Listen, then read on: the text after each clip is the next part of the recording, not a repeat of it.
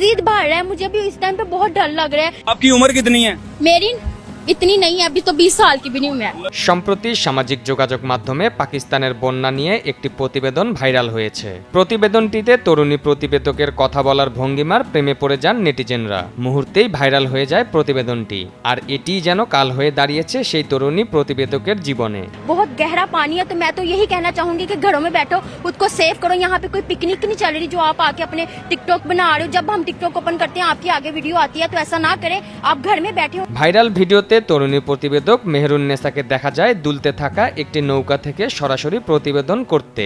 শুরুতে তিনি গম্ভীরভাবে বলেন, যেমন দেখতে পাচ্ছেন পানির চাপ বেড়ে যাচ্ছে, কিন্তু কিছুক্ষণ পর ভয় পেয়ে চিৎকার করে ওঠেন, বেশি ভয় লাগছে, কখনো এই পাশে যায় কখনো ওই পাশে যায়, আমাদের ব্যালেন্স হচ্ছে না। আর শেষে বলেন, বাস আপনারা আমাদের জন্য দোয়া করুন গাইস। वो मजीद बढ़ रहा है। मुझे अभी इस टाइम पे बहुत डर लग रहा है। এই অদ্ভুত ধরনের প্রতিবেদনের ভিডিও ছড়িয়ে পড়তেই অনেকে ধরে নেন তিনি বিবিসি উর্দুর সাংবাদিক, কারণ তার হাতে থাকা মাইকের লোগোতে লেখা ছিল বিবিসি উর্দু। কিন্তু পরে জানা যায় তিনি আসলে ভাই ভাই চ্যানেলের হয়ে কাজ করছিলেন।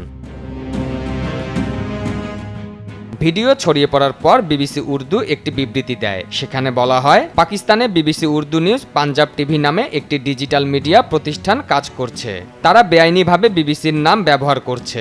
বিবিসির সঙ্গে তাদের কোনো সম্পর্ক নেই। আমরা কাউকেই আমাদের নাম ব্যবহার করার অনুমতি দেইনি। সংস্থাটি দর্শকদের সতর্ক করে দিয়ে জানায়, বিবিসির নামে কোনো কন্টেন্ট দেখলে প্রথমে সেটি বিবিসির সরকারি প্ল্যাটফর্মে আছে কিনা তা যাচাই করে নিন।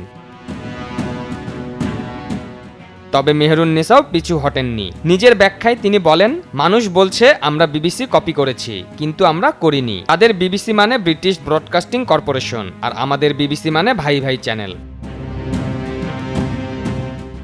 এদিকে বিবিসি কপিরাইট অভিযোগ তোলার পর মেহরুন্নেসার ইউটিউব ও টিকটক অ্যাকাউন্ট বন্ধ হয়ে গেছে। একটি গণমাধ্যমকে তিনি বলেন, আমাদের অ্যাকাউন্ট বন্ধ করে দেওয়া হয়েছে। আমরা বিবিসিকে অনুরোধ করছি স্ট্রাইক তুলে নিতে। আমরা লাহোর ভিত্তিক একটি ছোট চ্যানেল, আমরা কঠোর পরিশ্রম করি, আমাদের সঙ্গে আপনাদের কোনো প্রতিযোগিতা নেই, দয়া করে আমাদের অ্যাকাউন্টগুলো ফিরিয়ে দিন। পারভেজ মোশাররফ, বৈশাখী সংবাদ।